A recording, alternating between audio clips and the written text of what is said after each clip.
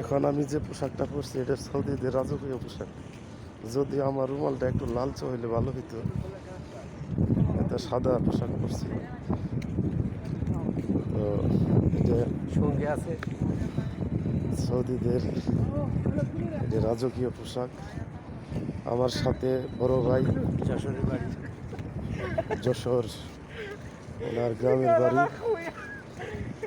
Akij food বেভারেজের কর্মকর্তা executive officer জনাব সিরাজুল ইসলাম সাহেব আমাদের মাঝে আছেন। উনি খুব আল্লাহ তাকওয়াবান মানুষ।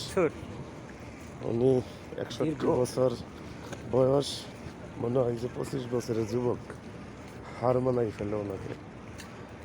তো ওনার সাথে আমরা একই হোটেলে একই রুমে ছিলাম।